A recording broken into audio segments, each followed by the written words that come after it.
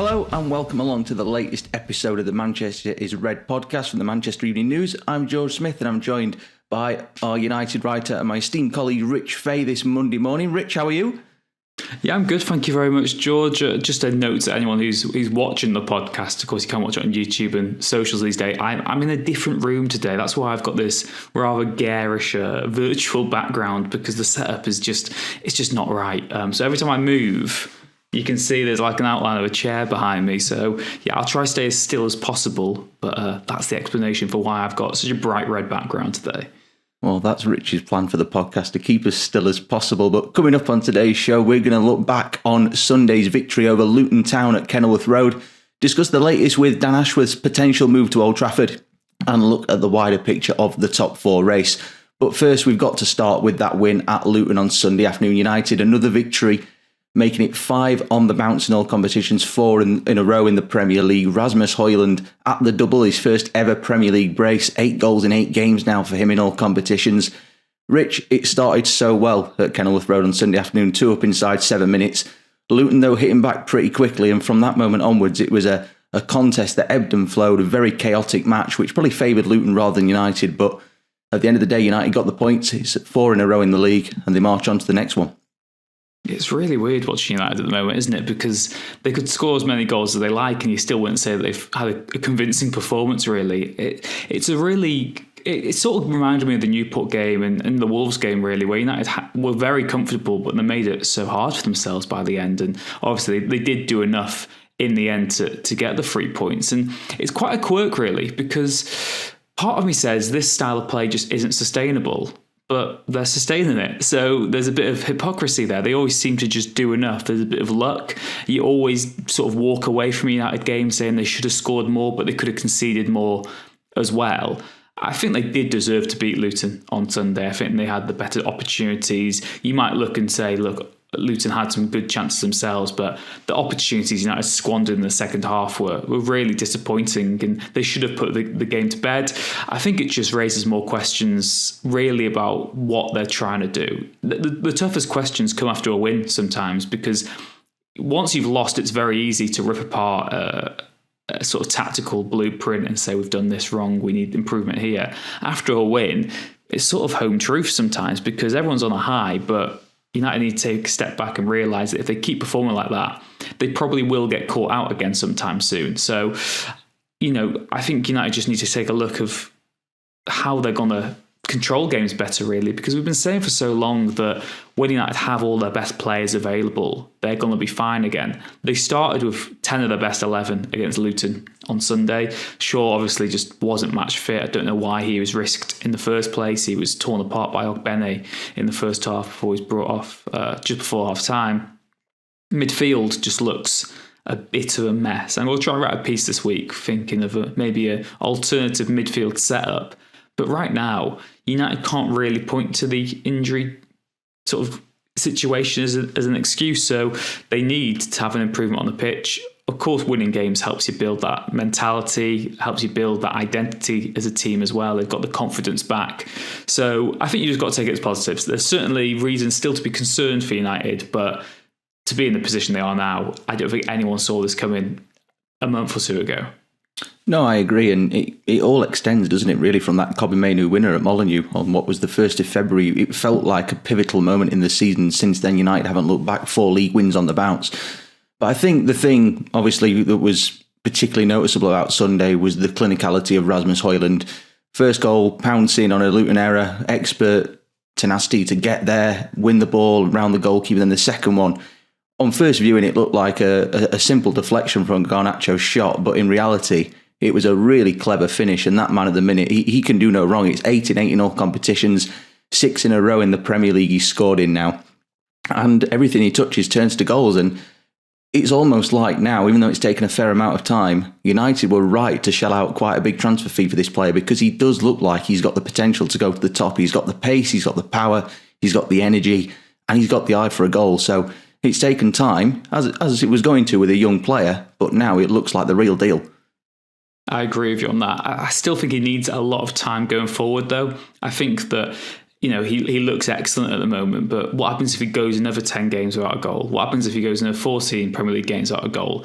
As quickly as form can go, it can disappear as well. And there will maybe come another spell even before the end of the season where he goes 2 or 3 without finding the back of the net. And that's when he needs the support. That's when he also needs, to be given more lenience, really. What the last, like I say, 8 games or so now has done is given him credit in the bank, because we know what he is capable of now. He's answered those critics. He can do it in the Premier League. I think Gary Neville said on commentary yesterday, if you can score in the Champions League, you can score in the Premier League. So he never really had any doubts about him finding the back of the net for United in domestic competition. Now that he's done it, he's got credit in the bank. We know what he can do. We know the type of goals he can score.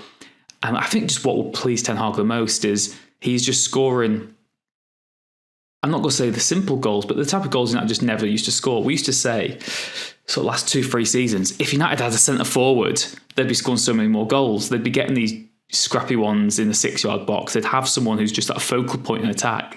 And Rasmus is doing that. He's reminding me of Ruud van Nistelrooy, really, the type of goals he's scoring. You look at the anticipation, reading of the game for that first one, that's excellent centre-forward play. There's a little bit of luck, but, centre-forwards make their own luck by being in the right position. And if he hadn't have made that run, then that poor pass wouldn't have been punished. You look at the second goal, again, improvised finish, okay, maybe part of me still thinks that's quite lucky the way that it went in, but he stood in the right area to get any rebound, to get a scrap. And that is just what a good goal scorer does. You look at the goal against Newport, you look at the goal that he scored against Wolves, and the West Ham goal as well. He's just scoring these great goals from central areas, and that's what United just haven't had in recent years. So I think he's so exciting to watch now. Like you said, they have to stick with him, they have to persist with him. And looking ahead to the summer, we all know United want at least one new forward. It depends on other areas of the squad as well. You at least want a versatile forward, someone that can maybe play out wide and through the middle. But we're no longer saying buy another top striker anymore because you've got one. You just need someone to help ease that workload on him and give him a bit of a rest now and again. But Rasmus Højlund looks the real deal, and it is huge credit to him for staying positive, for keeping his attitude up when there's been so much scepticism about him. And it's a credit to Ten Hag and his coaching team for identifying him as a talent, because I think we were all very cautious of the fee being paid. Still can't say it's going to be justified just yet, but he looks the real deal. He's got all those raw attributes. Now they just need to give him the time and the platform to fulfill that potential.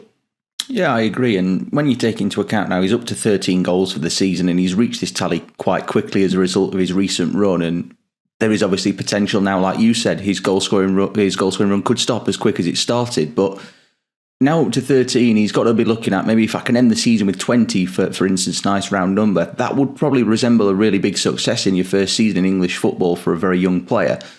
But away from Rasmus Højlund, the other big plus point on Sunday, once again, was the performance of Kobbie Mainoo.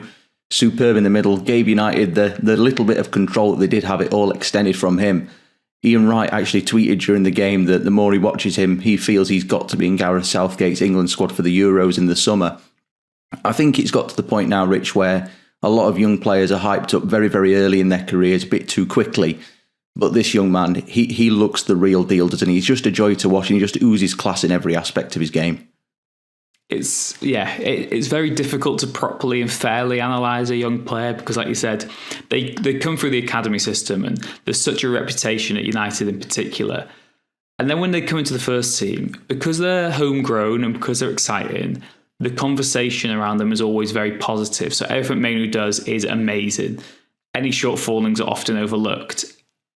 But even with all that context, he is an exceptional talent. And during my time covering United, I don't remember a young player having as much about him as Kobbie Mainoo does, really. He looks absolutely just made for senior football. It's not just the technical ability, it's the fact that he's got the physicality as well to be a presence in the Premier League at such a young age. It's his reading of the game, his calmness, that composure.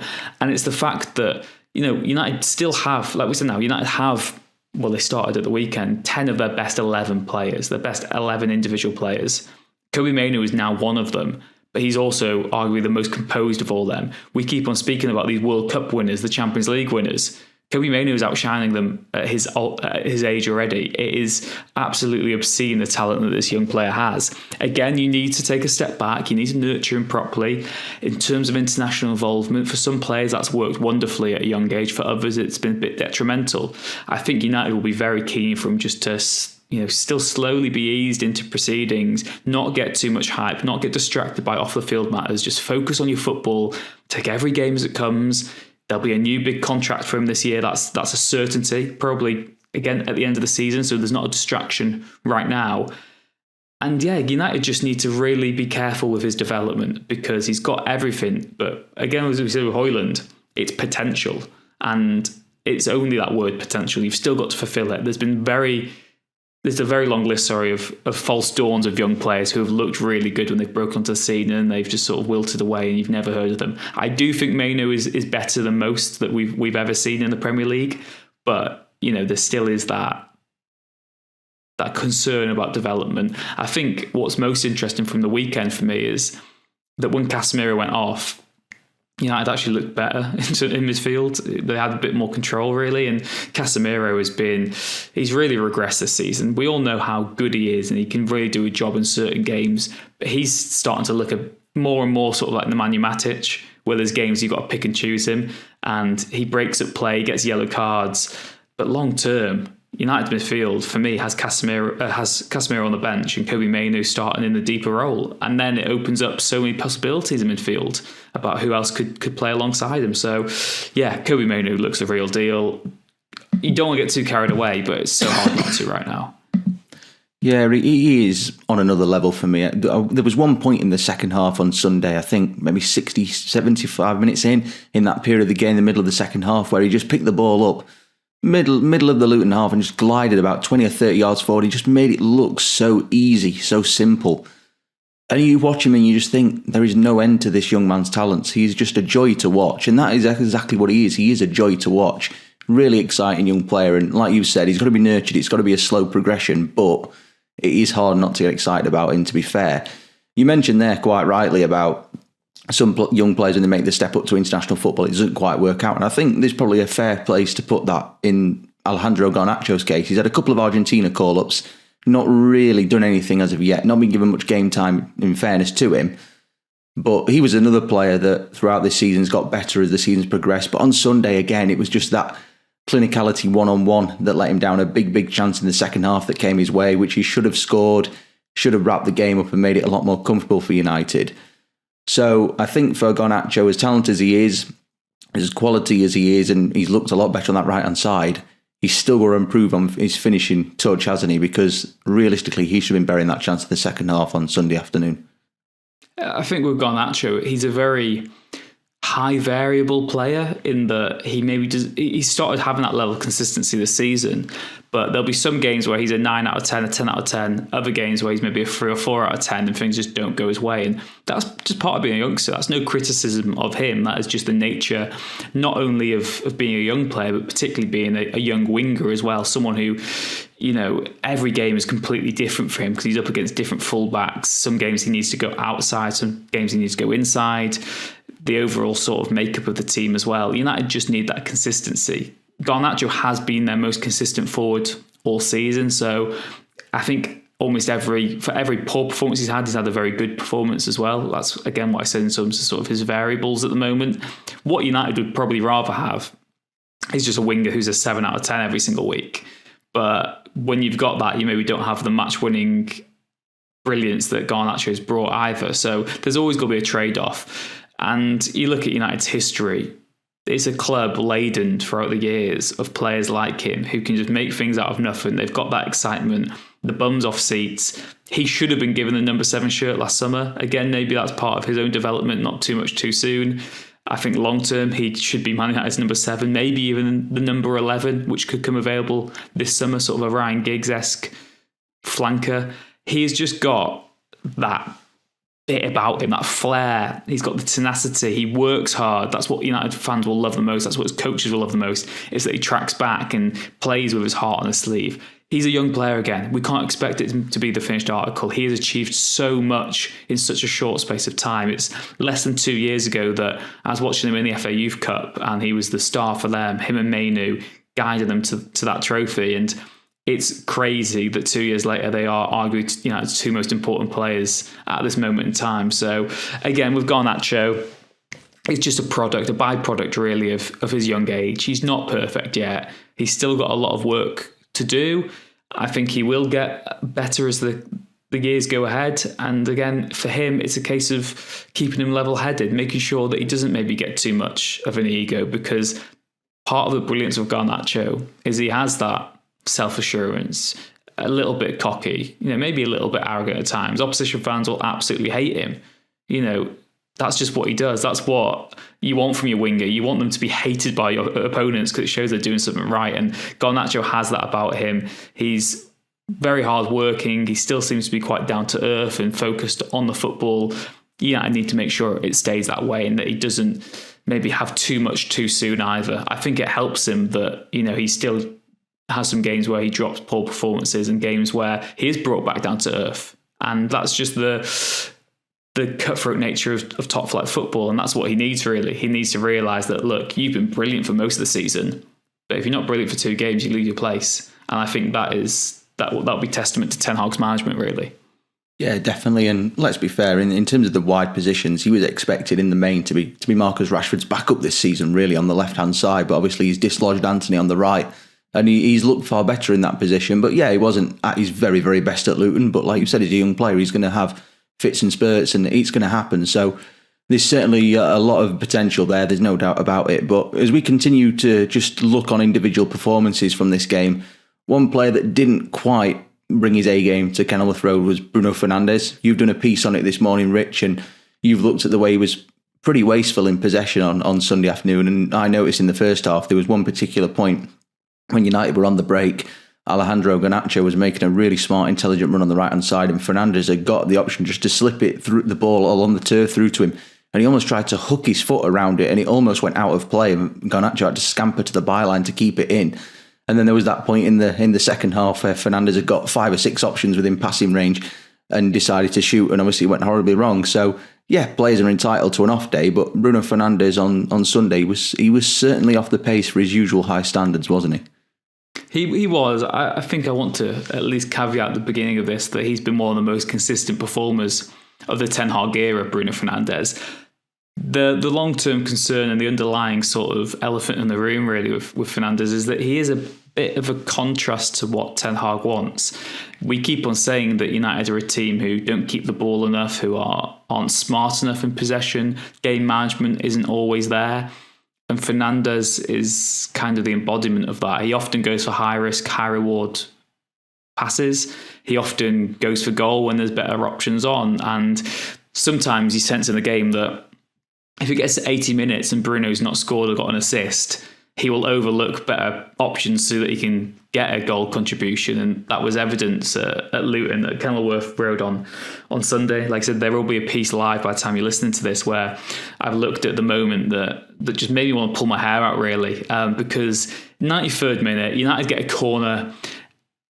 Liverpool, Arsenal or City, they'd probably just keep the ball in the corner flag, try and get a few more corners, just absolutely kill the game off. United take it short. Bruno Fernandes gets the ball from a very tight angle. I've worked out he had 7 options. He could have passed to. I'm going to try reel these off on the top of my head, by the way. So this could end horribly. But he had to his right. He had Mainu and Amrabat from the corner. He could have played short to. On the edge of the box, he had Dallo and Garnacho, both unmarked on the edge of the box he could have passed to. He had Rashford making an underlapping run to his left, and he had Scott McTominay in the 6-yard box, who would have been a good target for a cross if he did want to go for a high-risk approach. He then also had the option of taking the ball back to the byline to run the clock down, to just kill time, bit of game management. So he had 7 options. He chose the 8th one, which wasn't even there. He had a shot at goal. It was weak at the near post. Kaminsky saves it. Luton counter-attack. And 58 seconds after Fernandes needlessly shot, Ross Barkley hits the crossbar with a header. And if United had dropped points yesterday, there would have been a lot of contributing factors to that. but it would have stemmed from Bruno Fernandes taking the shot when he just really didn't need to. And it's not just poor decision making, it's poor decision making from your captain. This is the guy who's meant to embody your entire style of play. He's meant to be out there giving the orders of Ten Hag. He's meant to be executing that game plan. And it was just really poor game management. I just don't know why he did it. And, you know, you might say, well, if it went in the top corner, you wouldn't be saying this, you wouldn't be having this conversation. Well, of course not, because maybe that is part of Bruno Fernandes, his sort of enigma. He can mask shortcomings with goals and brilliance, and we've seen that so often throughout his time at United. I still think he is a very important part of this United team. He's just got that stardust, he's just got that quality, he's a talisman, and it's just about finessing him still. At the age of 29, you wonder how much he's going to change. Maybe the formation needs to change a bit, because Bruno Fernandes, for me, has been maybe at his best for United in a deeper midfield role under Ten Hag.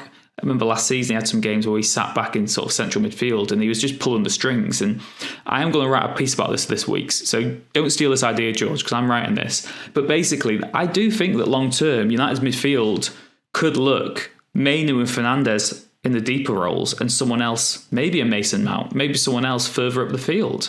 I think that there's a compelling argument for that to be midfield in some games going forward.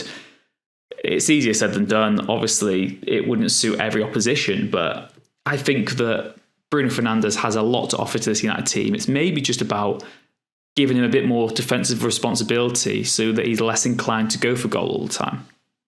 Yeah, I do recall the times actually he did play in that sort of deep line number 8 role last season. It did suit him. Well, I can't remember the specific games it was, but he did look good in that position. And you mentioned there about him, Mainu, and then maybe a new number 10 or Mason Mount in that role. And I suppose when in games that United are certainly favourites to win, perhaps at home, it's one that Erik ten Hag could go with. Might be a little bit too attack-minded maybe in games against maybe the likes of City, Liverpool or whatever, because obviously Mainu, he does seem to be more of a progressive player, even though he's demonstrated he can play as a number 6. But I think it's certainly got some substance to that, because Bruno Fernandes did look good in that deeper role. But finally, Rich, the headline act from Sunday's game, it was an unfortunate one. It was the exit of Luke Shaw just before half-time. As you mentioned at the top of the show, he was past fit before the game after going off at Villa 7 days earlier. And it did feel as though he was going to start. Erik ten Hag said, speaking to the media on Thursday, that it was a doubt, but he was going to try and leave it as long as possible to give him a chance of playing. And ultimately now, if the injuries do turn out to be the same, which is quite possible, we don't know at this point what the specifics of the injury are, it's potentially a gamble that's backfired for Erik ten Hag. But at the same time, of course, he is very, very light on cover in the fullback positions. We've seen instances where Diogo Dalot's played at left back this season and last season as well. But obviously, Aaron Wan-Bissaka's missing as well. So ultimately, at the moment, Diogo Dalot, is United's only fit and available fullback. United, you did a piece on it last week. They let Alvaro Fernandes go out on loan. They terminated Sergio Reguilon's loan from Tottenham. This could be a big problem if Luke Shaw's out injured, especially with Lisandro Martinez missing as well, because those two are so key in the build-up play on that left-hand side for United with their progressive play. Yeah, the other thing that Ten Hag said was pre-match, and he said if Luke Shaw's fit, he has to play.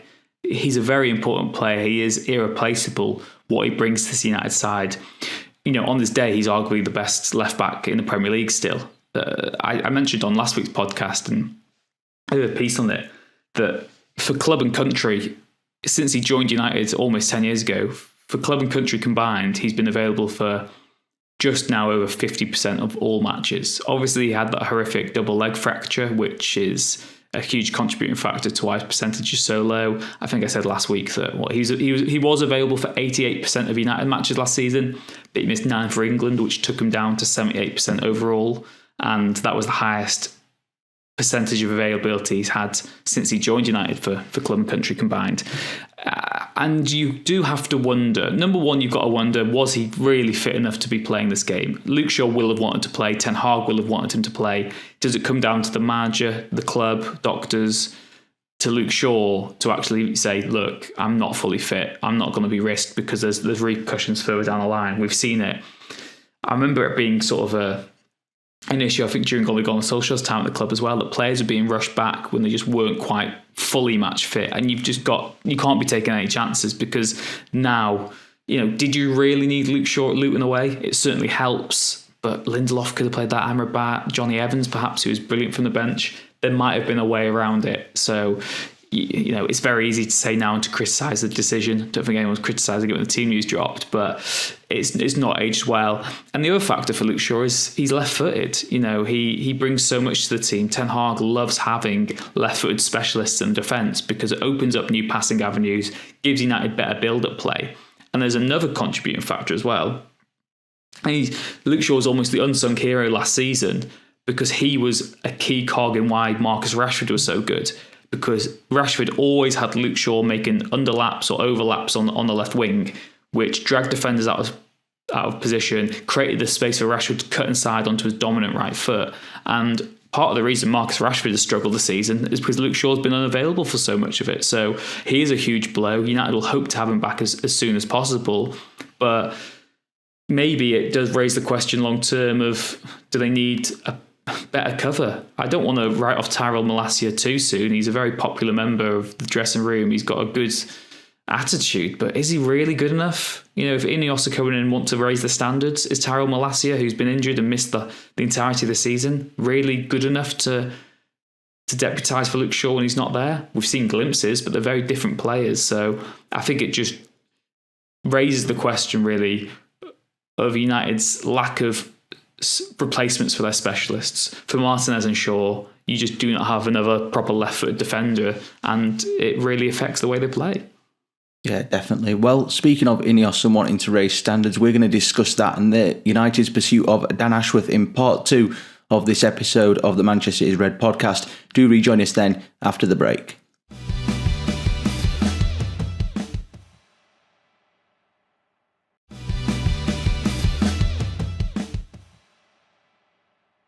Welcome back to part 2 of the Manchester is Red podcast. As I said a few moments ago, we are now going to discuss Ineos, Sir Jim Ratcliffe and the club's pursuit of Dan Ashworth from Newcastle United. And we'll start with Dan Ashworth because he's been a heavy talking point in the past 7 days or so with a lot of developments in the last 24 hours. There's been widespread reports in the national media that he has been placed on gardening leave by Newcastle United in a ploy to potentially join Manchester United. Rich, we know that Dan Ashworth wants the move. Sir Jim Ratcliffe wants him at Old Trafford as quickly as he can get him. However, this position where he's been reportedly been placed on gardening leave means that apparently if United want him now, they're going to have to stump up a £20 million fee or wait until 2026, which is obviously another couple of years away, to bring him in. It's a very unusual situation, certainly for United, bearing in mind that the sporting structure has been a complete mismatch for years and years at Old Trafford. It's a difficult one to gauge because obviously we're in an age where footballers cost big fees, but do those that pull the strings at the top of the club command them as well? It's a complex issue, this, but if United want to get this sporting structure right, which Sir Jim Ratcliffe evidently does, and he's made great moves to try and achieve that very quickly, do United stump up the money? It's a hard one to make a call on, isn't it?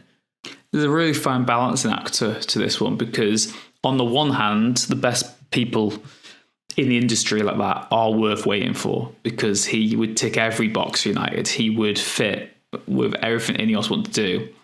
The caveat of that is, can they afford to wait? Because if United go into this summer without Dan Ashworth, that is a big part of their puzzle missing. That is a huge component of their new structure missing.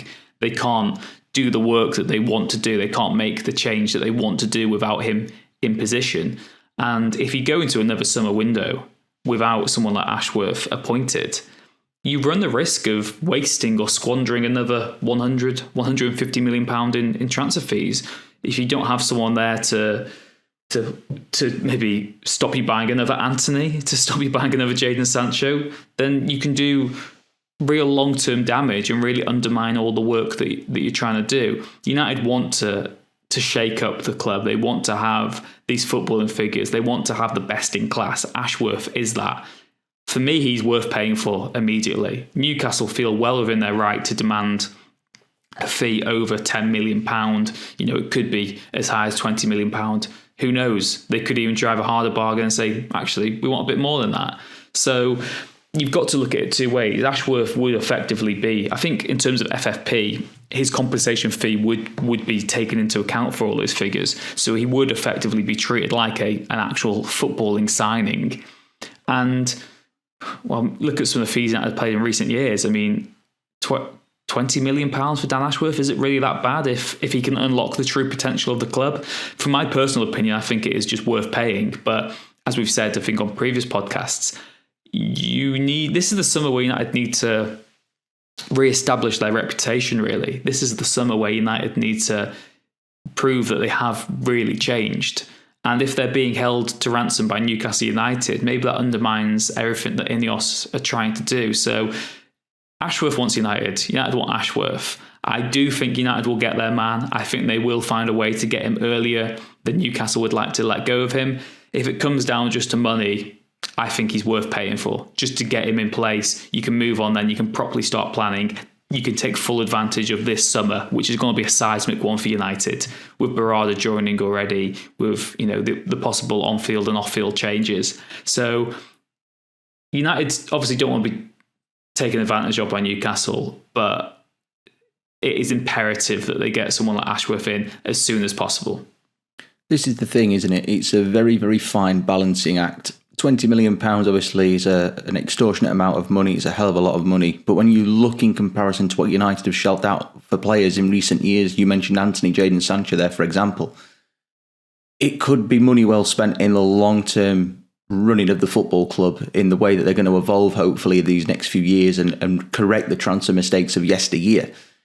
I think I'm with you in the sense that United, if they're serious about this, they just need to stump up the money and get it done. It does feel like a lot of money in the sense that you're not gaining a footballer for all this. But ultimately, like you said, he's going to hopefully come in and transform the structure of the club and work closely with Omar Barada at the top table, Sir Jim Ratcliffe, Sir David Brailsford. It could be money well spent in the long run. So it is a very, very fine balancing act. But ultimately, whether United do get Dan Ashworth or not, I think there's a general feeling that it will happen one day, whether it's this year, 2 years' time, who knows. But you certainly can't fault the ambition of Sir Jim Ratcliffe and Ineos. And I think a lot of supporters who were initially doubtful of the fact that he was only getting a 25% stake have certainly been impressed with the way that he's mapped out his ambition quite quickly and just how quickly he wants to get things moving. Absolutely. Again, it was very easy to be sceptical of Ratcliffe when he came to the club. It's very easy to say, oh, he's the local lad from Failsworth. Well, he owns a petrochemical company. He's not a corner shop down the road. He isn't just this little local lad who supported United his whole life. He tried to buy Chelsea. You got to look at that as an elephant in the room as well. But he's done everything right so far, really. And, there was also scepticism about the fact that he was working alongside the Glazers rather than replacing them outright. A lot of United fans are still passionate about full sale only. And maybe the long-term plan will still be for Ratcliffe to have total control over Manchester United, but he's not joining with that total control.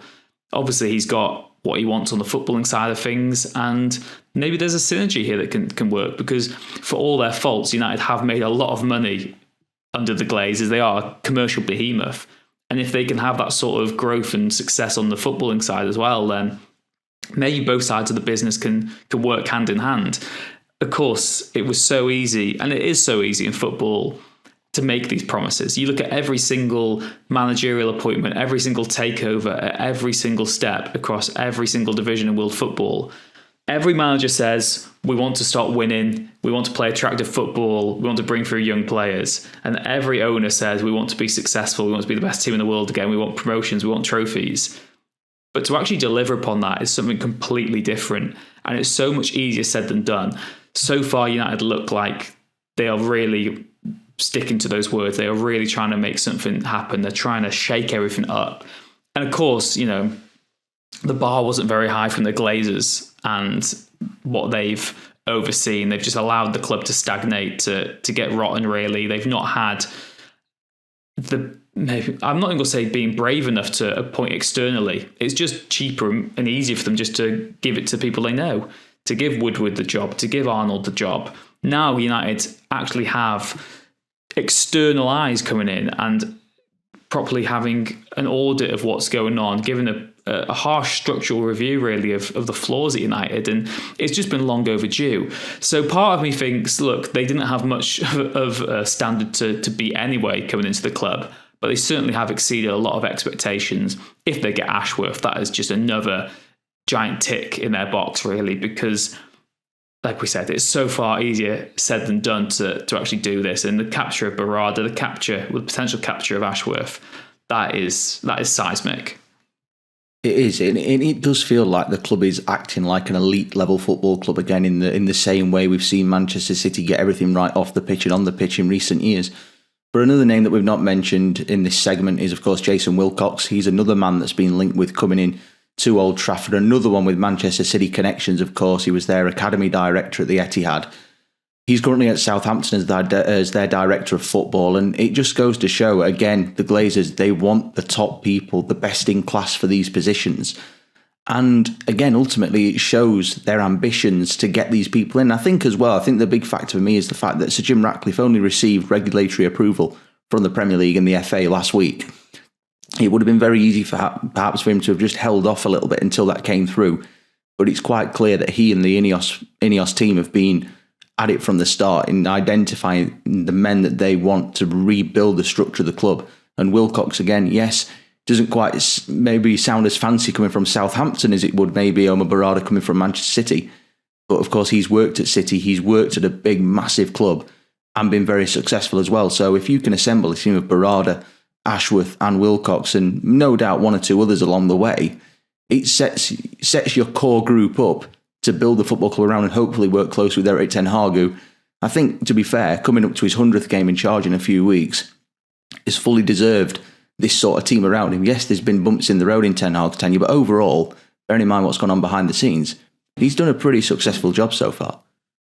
Yeah, certainly. And I think the ultimate defence for Ten Hag will always be that he's had a couple, like maybe one hand tied behind his back. He's not had the luxury of working under a proper football structure. There's still a few question marks about how much power he will have. And I know there's previous quotes he's had at Ajax saying that he wants to have total control over transfers and he wants to have the final say and he wants to have input. He seems to have suggested in recent quotes, that he has had input and he's been consulted on a lot of the changes that are happening at the club.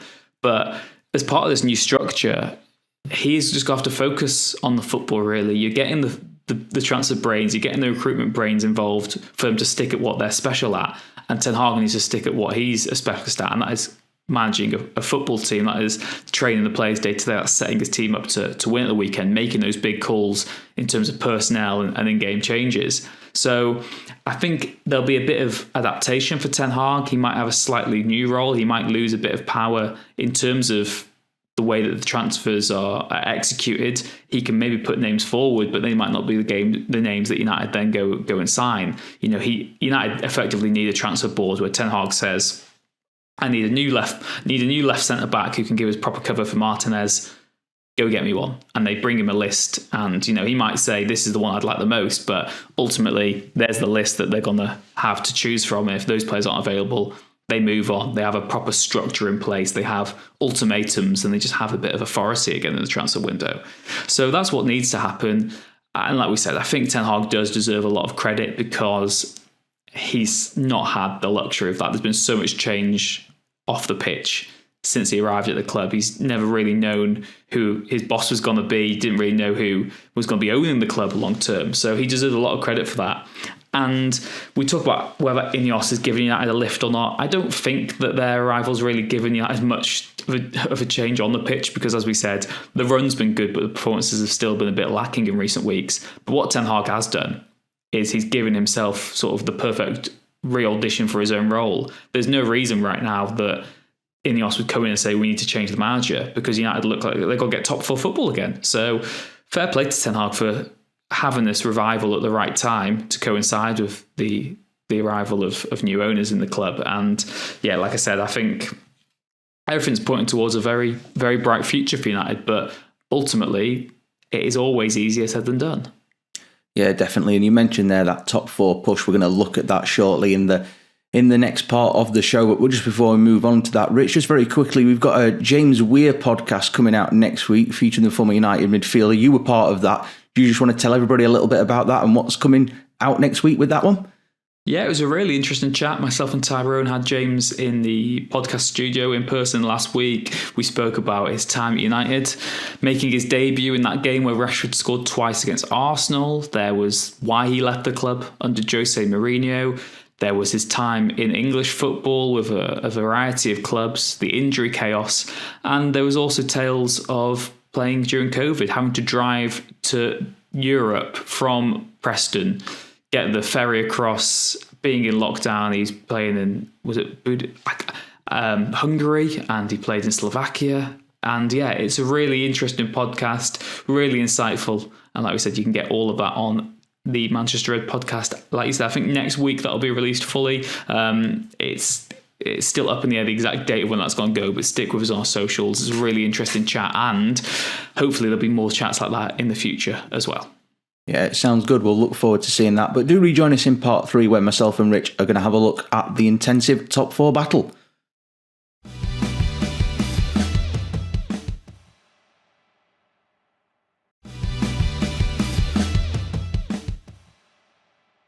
Welcome back to part 3 of the Manchester is Red podcast. As I mentioned just before the break, myself and Rich are now going to look at the landscape of the top 4 race, which is really hotting up at the moment. Just 5 points separating Aston Villa in 4th and United in 6th. Tottenham Hotspur sandwiched between the pair of them.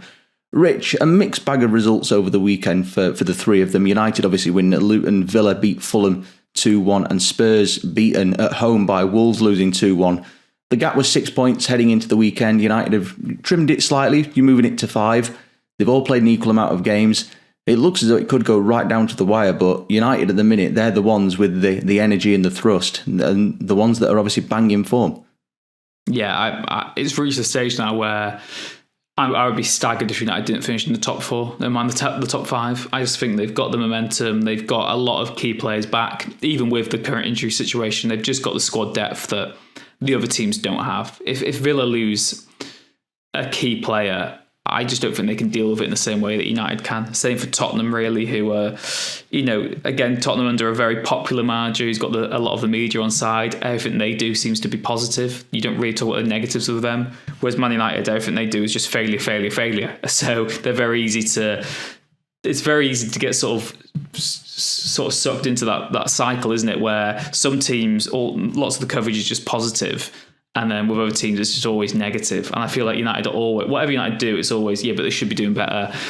Whenever Tottenham sort of do something, it seems to always be, they're doing so good, aren't they? They're playing lovely football. They're not winning anything. They're not getting top 4, but Andrew's nice. He says mate a lot. So I just feel that United need a bit more, they've had a very bad season.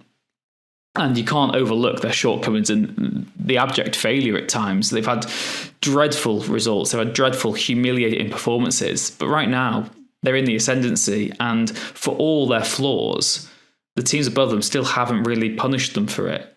Villa played Tottenham, I think, the same weekend. United play City. So, that's a bit of a free hit for United. It comes at the perfect time, that one. You look at the other games coming up, and what will please United fans the most is... It's so easy to sort of list 5 or 6 fixtures on paper and say, win that, we'll win that one, might draw that one, but we'll win that. United are making these routine matches routine. They're making going to Luton easy, and we know that's not easy, but they're winning there. They're beating West Ham at home. They are just getting that confidence, getting that momentum, and that's what's been missing all season. It's that familiarity, it is those patterns, it's that confidence, and I just think United are certainties now for the top 4. Really, I really do. Just because the way that the season's going, the fact that United have that confidence, they're getting better. They'll argue they've already gone through their rough patch and they're now doing better. Villa, Tottenham and United will all probably have devastating defeats before the end of the season, but I still think there's going to be one game where everything clicks United and they win 4 or 5-0. I still think that is going to happen. It could have happened yesterday if they'd kept their foot on the gas, if they hadn't got too complacent, if they'd just gone for the jugular. So, I think United are well placed for Champions League football now. Well, I think if you look at United's upcoming crop of games, and Gary Neville made a good point speaking pre-match on Sunday afternoon before the win at Luton, where he said if you look at United's next 2, Luton and then Fulham at home, Fulham game this coming Saturday at Old Trafford, they are 2 games United realistically should be taking 6 points from. They've got half of that number already, And you would think Fulham at home, they should be winning that one. Fulham not been great this season. And then beyond that, obviously they've got the Manchester derby, the other side of the Forest Cup game. Then they've got Everton at home. That's another game United should be looking at winning. Then they've got Sheffield United at home, which, as a caveat, should be mentioned that game could be called off if United progress in the FA Cup because it's the same weekend as the quarterfinal. So that game could be pushed back a little bit further. And then they've got Brentford away over Easter before a couple of tough ones to start April with Chelsea and Liverpool back-to-back. So it certainly feels like United have got a mixed bag in the coming weeks, but the likes of Everton, Fulham, potentially Sheffield United at home in the next 3 or 4 weeks, they're the games that United really do need to take charge of. And like you said, maybe there's an opportunity within those crop of games there for everything to click and have a bit of a goal splurge and win 4 or 5-0. Yeah, I think so. I think that there's going to be a game where United just turn it on really and make their quality known. It's just about everything clicking into place there. It's just, there's so many variables and so much mitigation yet. And, Villa and Tottenham fans would love for me to be proven wrong. And I just can't see it happening right now. Like I said, I think United have coped relatively well with the injuries they've suffered. Of course, it's going to be difficult to see how the defence shapes up without Shaw and Martinez for the foreseeable future. But what's happening now is United are just scoring goals for fun, and you'd back them to score in every single game. And ultimately, for all the flaws in United, they don't control games well. They leak goals. But if you outscore your opponents, they get glossed over. And United just have a front three who look confident at the moment, who look like they can make things out of nothing. They've then got that extra firepower from midfield as well. You've got McTominay and Fernandes, who are both constant goal threats.